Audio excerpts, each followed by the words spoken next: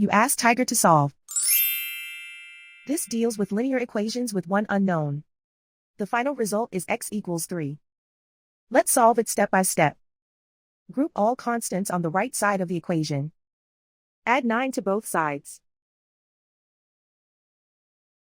Simplify the arithmetic.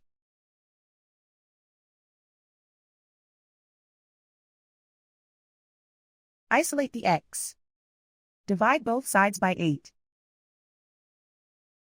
Simplify the fraction. Find the greatest common factor of the numerator and denominator. Factor out and cancel the greatest common factor. And so the final result is x equals 3.